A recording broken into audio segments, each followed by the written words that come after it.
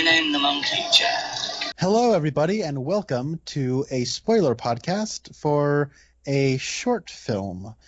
My name is Connor Nielsen. This is the Comics Kid 2099's channel, and as you might expect, I am joined by the Comics Kid 2099. How you doing, Comics Kid? I'm doing pretty well, Connor, and yourself? You know, I'm doing all right. For a Monday, I'm doing all right. Today we are going to be talking about the short film that is available on Netflix. It is 17 minutes long, directed by David Lynch. It is titled, What Did Jack Do? And the Comics Kid is going to give us a synopsis of What Did Jack Do? So if you've ever seen like a murder whodunit mystery, or like, a TV series like Columbo or Murder, She Wrote, this is basically the denouement from something like that. By itself. It's a murder mystery without the first two-thirds of the murder mystery. David Lynch plays a detective. I don't even think he has a name. He finds this monkey at a train station. The monkey is named Jack, and the monkey has committed murder.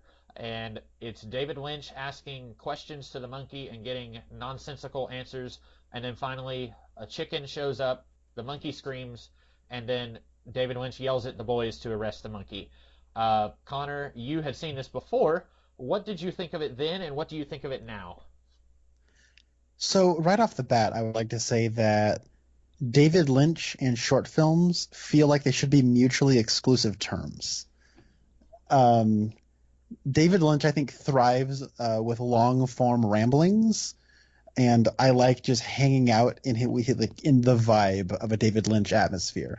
And short films, by their own definition, are short, right? Mm-hmm. But he's been making short films forever.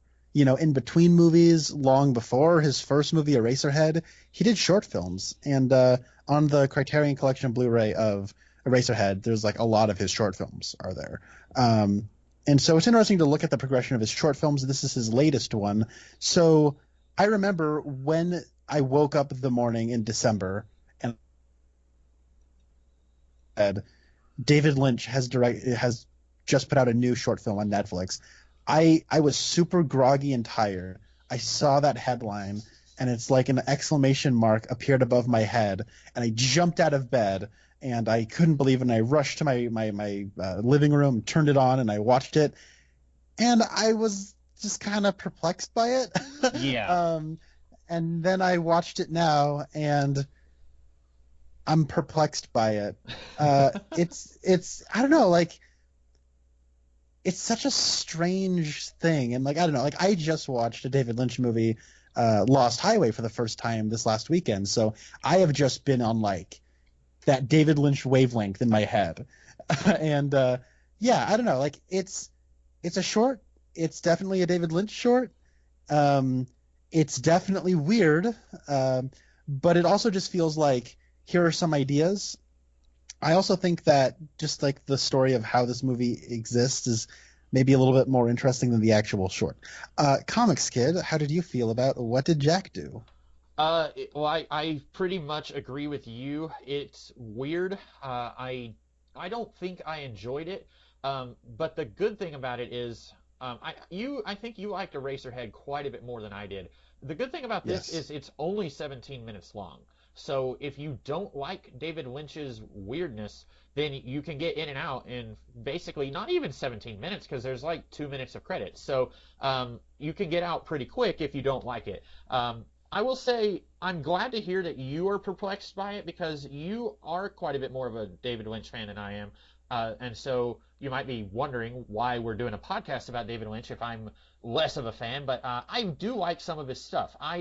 I'm somewhere, I liked Blue Velvet because I had heard, for a long time that was just really weird and bizarre, and I didn't think it was that strange. I like some of Twin Peaks. I like delving into the supernatural and hidden realities and stuff like that, and, mystical beings that intersect with this world. But I think it gets to a point where David Lynch just likes to be weird for weird's sake. Like, it's almost like he's trolling everyone who's watching his stuff. I hated Twin Peaks season 3, and so like for me, I think there's a perfect David Lynch medium somewhere, out there. But some of his stuff goes way too far in one direction or doesn't get weird enough. And so it's not, if you ignore the fact that David Lynch is talking to a monkey, this is basically just the end of a detective movie, really. And you might argue, like, I don't want to watch the last 15 minutes of Knives Out. If I'm going to watch a detective story, I want to watch the whole thing. I want to build up to the detective arresting giving here's how I found out it was you. But you don't want to just cut to the end. And so for me, it feels like you're taking this out of context of a larger story. And so I wasn't really sure what David Lynch's goal was here. That's sort of how I feel about a lot of short films just in general. It's not my preferred medium. Mm-hmm. I like narratives. And if for example, like if you're going to recommend, it's like a bite-sized David Lynch movie. Well, we have the original show of Twin Peaks. Mm-hmm. Like that's what I find to be the appeal of that show. Obviously, there's a bunch of other writers and a bunch of other directors, and you have Mark Frost there as well. But like, a lot of it does convey what I like about his work, and you get it in little bite-sized increments. Especially like the episodes that are directed by him have that. It's just that when it comes to this, it feels just, you're right. It feels like he has an idea. I'm just a little. If he did convey the idea, it wasn't profound to me, and it makes me a little like ask why make it, or like I don't know, like going through the whole process of designing a set, building a set, getting costumes, getting an actor, getting some animals, getting this, doing that. And it's like, you know what? It's inspiring to see just some guy make a short film. I'm an aspiring filmmaker. I'm before this quarantine, like I don't know if I told you this. I was going to be shooting a short film on March 27th. No, you didn't tell me that. What was I was going to be shooting that, and then the quarantine happened, and now I can't shoot it until further notice, and it like drives me crazy that I can't do it because I got all the pre-production done, I got my crew all lined up, I got cast, I got everything ready to go, and then nothing. And so seeing this, it is kind of like a little reminder of like it's possible, you can do this. And I will say that the thing that I find a little. So the thing I like about this, I'll just get into that. I like that it does have little Lynch things that I enjoy. Like I like Lynch's brand of absurdism. Like the first thing that happens is he walks in and starts talking to a monkey, and you start kind of giggling like, why is he talking to a monkey? Then the monkey starts talking back, and you just kind of like brace yourself, and you're like, the monkey's talking back. This is weird, right? And then. Like you kind of like have like a couple of minutes to kind of let that absorb in, and they just kind of start having nonsense dialogue that is kind of mostly kind of a novelty, kind of nutty, kind of funny. And I think it's just there to try to ease you with like, or just kind of like get it out of its system of, isn't it wacky that this monkey is talking? And then after that, it does kind of become like more dramatic, and you learn the backstory of why this detective is here, and Jack is a murderer. He's killed this guy because of Tutantabon, and then it ends with like him singing, and I actually really like the part where Jack starts singing. Out of nowhere as it is, like I like that. And then I don't know, like it's like it has like moments I like, but just kind of sitting through the entire 15 minutes of it is, I think, a little dry because I think the shot setups are so to pull a Red Letter Media, shot, reverse shot, shot, reverse shot. It's just like the same coverage over and over again, and maybe that's deliberate. Like I just got home and I sat down immediately and turned this on and started watching it, and I did start nodding off. And I don't know if that's like a deliberate choice to try to like kind of lull you a little bit through the repetitive shot setups, but I don't know. Then all of a sudden the waitress will show up, and all of a sudden I'm like, oh, that's right, I'm watching a short film. And then it's like it kind of like gets me up, but then it goes back to the shot, reverse shot, shot, reverse shot, shot, reverse shot, and then I kind of start lulling, and like the words almost have like this hypnotic delivery to them, and I kind of start lulling away. And then all of a sudden he starts singing, and I'm like, oh my God, he's singing, So yeah, I don't hate this by any means. It's a short film, and I haven't really seen a whole lot of short films, so. Yeah. I wonder if the things that you like, I wonder if you like them because they remind you of other Twin Peaks things. because like the monkey singing kind of reminded me of one of the last episodes of season 2 of Twin Peaks, where in the red room, the guy singing under the sycamore tree, like it kind of the monkey standing up and like sticking its arm out kind of reminded me of that. And then Oh, like that's right. Yeah. just the very nature of this, like a man talking to a monkey in this ethereal room that may or may not exist, kind of reminded me of Agent Cooper in the Red Room talking to the Laura Palmer doppelganger and the man who dances. And so like it reminded me of things that we have seen from David Lynch. And so I am curious, someone who hasn't seen Twin Peaks, what they would think of this. If they would be like, I get it, or what is going on here. I'm assuming it'd be more of that. But I'm not much for like talk. I don't really know much about cinematography, but I was thinking like, well, when you have a 15-minute scene that's just two people talking, like it would be hard to avoid doing shot reverse shot. But then I was thinking, this is David Lynch we're talking about. If anyone could pull off doing a 15-minute scene of two people talking, he could do it and not put you to sleep. Like I could see them like with a camera that's on like a dolly and just going in circles around David Lynch and this monkey for 15 minutes. Like, you see the monkey and it's kind of behind him, and then like you're constantly in motion. Like I could see David Lynch and the monkey doing that. Like I say that as Or you have blocking. What if David Lynch stands up and starts walking, pacing, and then you know what I mean, like something like that. Give him some business. Like they do bring him the coffee, but then they almost make a reference to like, are you gonna drink the coffee? You haven't touched the coffee, and it's like, yeah, it's just kind of highlighting that there's not a lot of motion going on with like either the characters or the camera. Exactly, yeah. And David Lynch is like almost 80 by this point. Like he's in his 70s. He's been making movies since the 70s. He should know that by now. Like it shouldn't take, us. I know next to nothing about filmmaking, and you're an aspiring filmmaker. It shouldn't take us to tell David Lynch this is how you make a short film. Because it kind of reminds me of Abraham Lincoln said, like, I think it was him who said this, if you're going to do a speech that's like 2 hours long, you don't need that much prep time. But if you're going to do a speech that's like 10 minutes long, you need to really get your stuff together because you only have 10 minutes to say something important. But if you have 2 hours, you can just kind of ramble for a little bit and finally land on something important at one point. In a short film, you really need to like catch someone because like it's understandable, I guess, if you fall asleep or if you lose your attention at some point in a 2.5-hour movie. But in a 15-minute movie, that shouldn't be a problem. And I can see why you're saying that it is. Yeah, but then like you saying that does make me all of a sudden start questioning, okay, is there a point to like the lack of like stimulation, visually speaking, right? Like it is very basic, like meat and potatoes. I don't know how long they had to film this. I don't know like the production history. I don't know if like, you know what I mean? Like there's a lot of like little variables that I'm just like not familiar with. And then like when I see this end result, I'm like, it's so basic. Is there a reason it's this basic? Whether it be authorial intent or like due to the circumstances of what's happening. Like it takes place at a train station, but it doesn't look like a train station. Like are they like downstairs? You're right. It's very like almost ethereal, and like I like those little touches for sure. But then you have like the lack of detail, like other details that start to make you question the details that they do choose to include. So I'm glad you mentioned the quarantine that's been going on lately because this reminded me of about a month ago, there was a Quarantine International Film Festival, and I submitted a video to that. It wasn't very good, but this felt like, and this came out like 4 or 5 years ago. This movie, What Did Jack Do?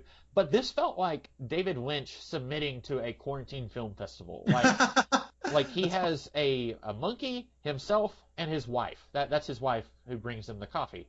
And so that's it. That's all he has. And so this feels like a short film made by someone who has like absolutely no actors or no professional equipment. Like they filmed this in their the back room, in the den or something of their own house. That's what it feels like. But this was made 5 years ago, and so I can't fathom what the circumstances would have been to make this be so basic, but like you're saying, maybe there's something that we're unaware of. But this really did feel like it was filmed, a month ago, and he just had so many limits on what he could do. That's funny. By the way, I thought your festival entry was very, very funny. I thought it was great. Thank you. I thought it was great. He actually, speaking of quarantine, I'm trying to find the interview, but I couldn't find it. So recently, Denis Villeneuve is making a Dune movie, which is the first time a Dune film has been attempted since David Lynch's attempt in the mid '80s. And I guess there's like, your rags, your People magazines, your whatevers. They're like, my goodness, how do we sell stuff, during this time where no one's going outside? So they were like, I've got an idea. Let's talk to celebrities and ask them what they're doing during quarantine. And I guess somehow David Lynch qualifies as a celebrity, which I'm cool with personally. And they were asking him about like, oh, what do you think of these new pictures from Denis Villeneuve's Dune movie? And he was saying stuff like, I have zero interest in Dune. But it mostly just kind of comes from like he's very disappointed with the way his movie turned out, and he dedicated so many years of his life to doing it, and it just didn't. He sees it as an artistic failure. But what was also brought up in that is how like, hey, are you going to be doing any more TV shows, maybe on Netflix? And he was like, I have a show on Netflix. It's called What Did Jack Do? It's a very good show, and I think people would like it, especially during quarantine. And he's just like saying that. He's like talking like an old man, and it makes me laugh. But then I think he said, or like when pressed further, he said something like, there's nothing in the works. Based on like what I think you're talking about, there's nothing in the works. And even if there was, there's not. Because, I don't know, like I remember before Twin Peaks season 3 came out, he was spotted leaving the Netflix offices, and everyone's like, ooh, what does this mean? Are we going to get a David Lynch TV show on Netflix? And then when we got this dropped, I was like, oh my gosh, is this a sign of things to come? Are we going to get like more David Lynch movies, more David Lynch TV shows coming out on Netflix? This will be great. And now I'm thinking, what if he was just going to like find distribution for this short film, and he found it at Netflix, and they agreed that they would distribute it, and that's it? Because this movie was actually What Did Jack Do actually first aired or first premiered in 2017 at a film festival and has not been seen since. And so it finally found some kind of distribution through Netflix in December of 2019. So, well, this reminds me of like the levels of hierarchy in Hollywood, where some people are able to make whatever they want and get it distributed without any executive meddling at all. And then some people really struggle with that. Like, Josh Trank had a vision for the Fantastic Four movie, and then it got butchered. Whether you like his vision or not, what I've heard of what he wanted to do doesn't sound like something I would have been interested in, but pretty much everyone agrees, whether you're team Trank or team whoever, people seem to agree that he had an idea and then that got meddled with. And so some directors and writers and well, not so much producers, I guess, but like people who are struggling to make these movies and TV shows, they get pushback from their boss who is signing the checks. And David Lynch has always struck me as someone who's pretty much able to do whatever he wants without getting any of that pushback. But I wonder if he's getting to a point in his career where the last big thing that people know is Twin Peaks, and now, like, if he said, I want to do a really weird, almost, I'm going to say almost pointless short about a detective interviewing a monkey, and then networks are just saying, no, we don't want that. Or if you do something with us, we want to be able to kind of meddle with it. And he says, no, I don't want you meddling. Like, I just want to make something and have someone throw money at me. I wonder if there's a little bit of that going on. Yeah, I don't know if, like, I doubt this was like some kind of pilot idea or whatever, but it's a matter of like I feel like so Lynch has his reputation as being like one of the great directors, but he's always kind of struggled with finding mainstream outlets because like the only reason he was like so let's look at like his first real success, right? Is probably Blue Velvet, okay? Yeah. Now maybe The Elephant Man, but we're gonna work backwards from Blue Velvet, okay? So he makes Blue Velvet. Why does he make Blue Velvet? Because he made Dune. Now, Dune was a huge failure, but he did get a one for you, one for me agreement with the De Laurentiis company. So he makes Dune, big massive failure.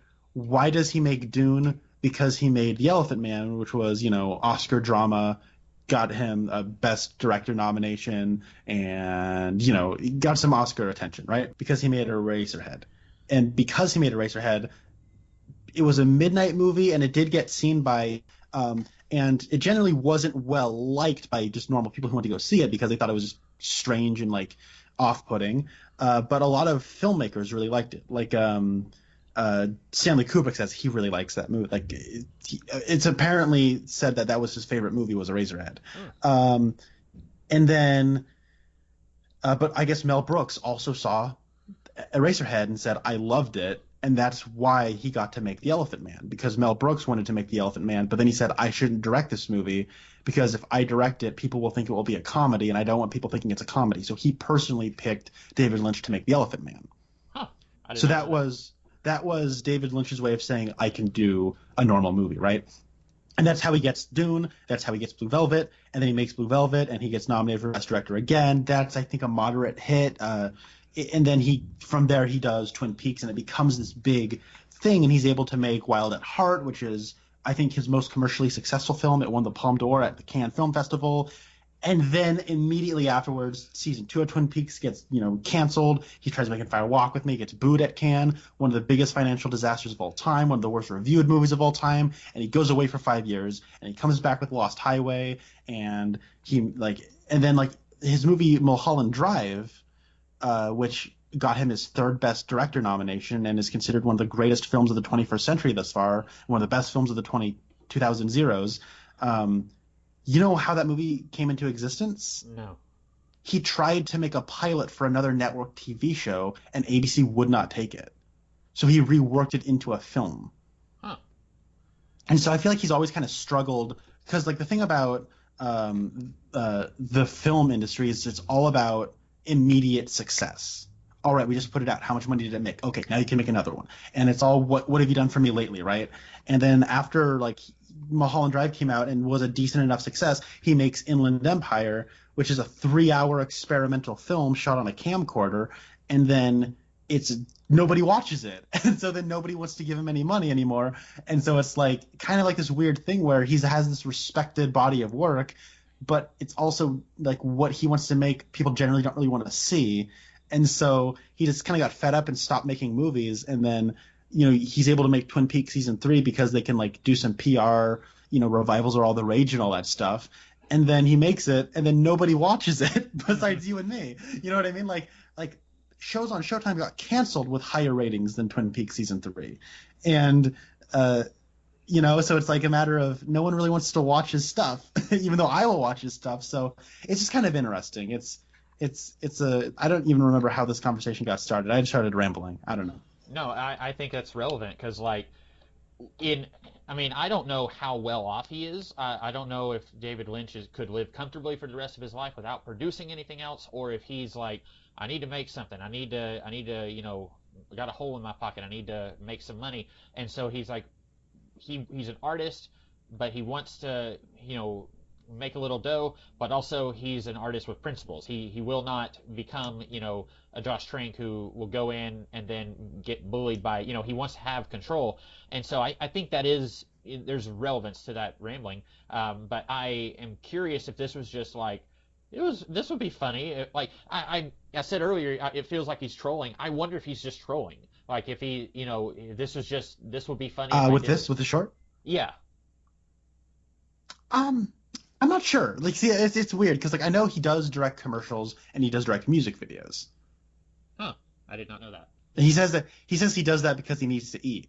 But then it's like his films are his films, and like he wants complete ownership over those. But I don't know. With something like this, I think he just had a few ideas. He put them together and thought, I wonder what this would be like as a short film, and then he just made it. And then because he's David Lynch, he was able to find distribution. Yeah. That could be. And like Netflix, I don't really think Netflix is like seen as this like.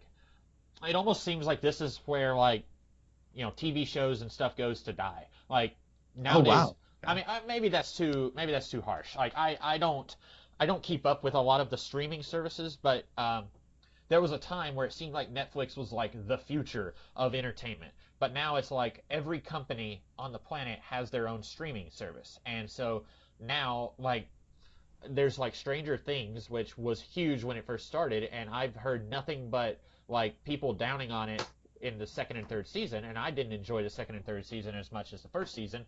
And then you have like Orange is the New Black. That was a Netflix original that people liked, I think. But I can't think of any like the Marvel Netflix stuff, and that started off strong, and I think people kind of got tired of it after a few seasons. But I don't really think Netflix is the place where like, yeah, I'm gonna get me a Netflix subscription and I'm gonna watch, insert this. Like Netflix almost seems like, well, I guess I can get it with Netflix. Like I can't really get this distributed anywhere else. You know what I'm saying? Like it seems like this was a last ditch effort for him.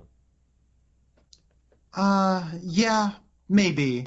Well, playing devil's advocate, I can't think of any other place that distributes short films. Fair, yeah.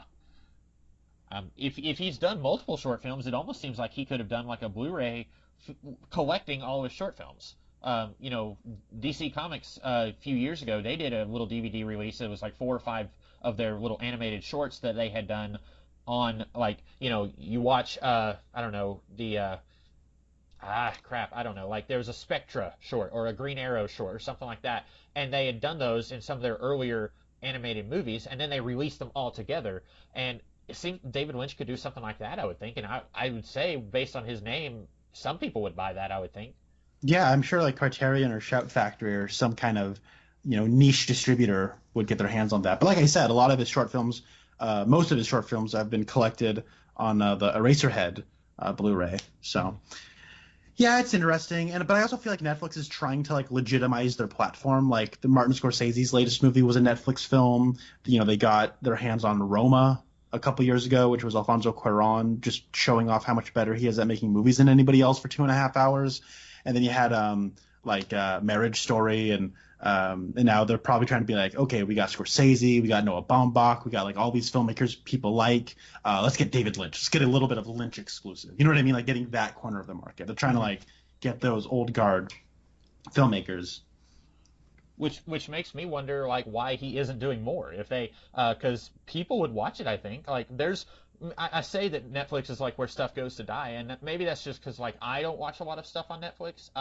But like if I don't know if other people have Netflix. I haven't done enough research on this to talk about it like in a serious way. But I hear a lot of people who is like they get these other streaming services to watch a specific thing, and I guess because a lot of those things you mentioned, they're not things that I'm interested in. But I'm curious if David Lynch just isn't interested in doing Netflix. Like, if that's just not something that he wants to do, based on what you were saying earlier. Maybe. I don't know. I don't know if he's trying to have conversations with people about stuff, because I know that, with Netflix, it used to be like, you have a show and it'll just go on forever. And then, but like a couple years ago, they started saying, no, we're going to start canceling stuff. That's why like all the Marvel Netflix shows get canceled. That's why Orange is the New Black ends. That is why House of Cards, and well, they were also helped by something else with House of Cards. But then you have Sorry, it's not funny. I'm sorry. I shouldn't have laughed. I apologize. I mean, it's morbid.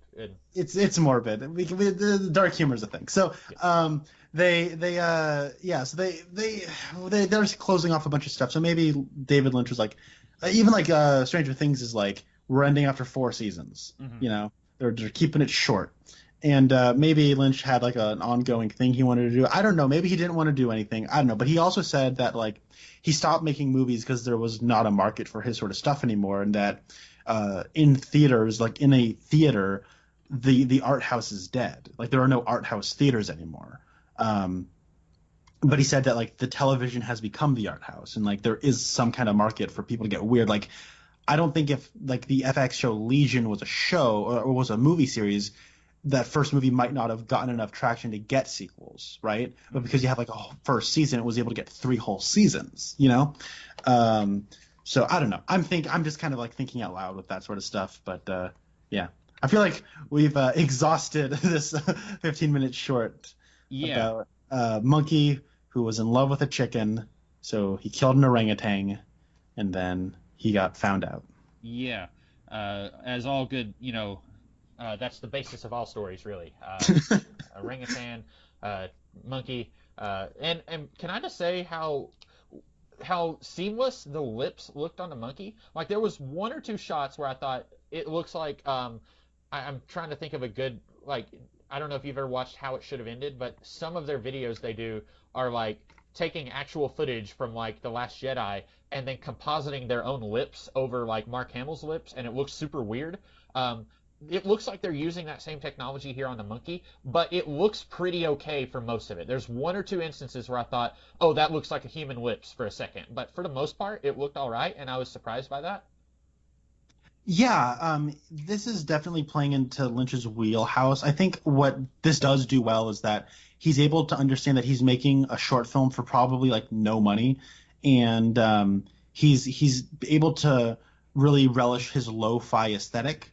Like it's a simple set, simple camera setups, very simple set design, simple costume design. They're just wearing suits. Even the monkey's got a little suit on. Hmm. Somebody has to bring in some coffee. Very simple, just some cups. And then he probably saw some like deep fake technology and is like, wow, what if we can do something with some mouths? And then I can speak like a little monkey, and then we could put it on top of the little monkey, something like that. And then, yeah, maybe the whole point of this was just like he kind of saw this special effect technology and wondered if he can do something with it.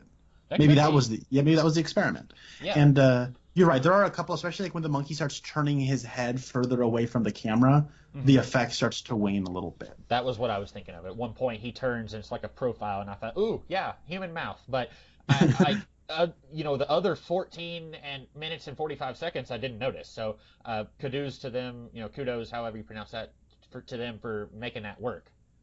Yeah, I agree. So that's probably all we have to say about what did Jack do, right?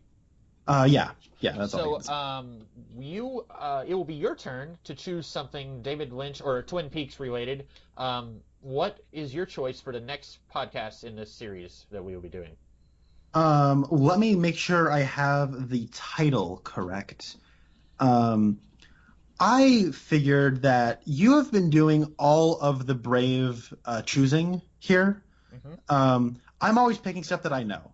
I know Little Women. I know Blue Velvet. You're the one taking, risks, taking stabs. And I think that is something that I want to model myself after. So I will choose a film that is from technically a part of a series that I am somewhat familiar with, but I have not seen this particular entry. It is a film by George A. Romero. It is called Survival of the Dead from the year 2009. I did not know the Dead movies went on this late, but it features the actor Kenneth Welsh, who played Wyndham Earle in the second season of Twin Peaks. I don't believe this is an actor that we have chosen as our Twin Peaks connection yet. So No, I don't think we have. So that's interesting. Because you and I have spoken about zombie movies, not on camera, but we've talked a little bit about zombie stuff, like the Of the Dead series. So interesting. Survival of the Dead? it's called Survival of the Dead. I'm checking right now to see if it's available to rent on Amazon. Either way, I'll be able to. I'll look for a copy somewhere. Yes, it is. Yeah. Okay, cool. Anyone listening to this, you can go ahead and get the head start on us and watch that before we talk about that. And we'll try to do that in a couple weeks. So in the meantime, I'm the Comics Kid 2099. And I'm Connor Nielsen. And we'll see you guys in the future. Have a good one.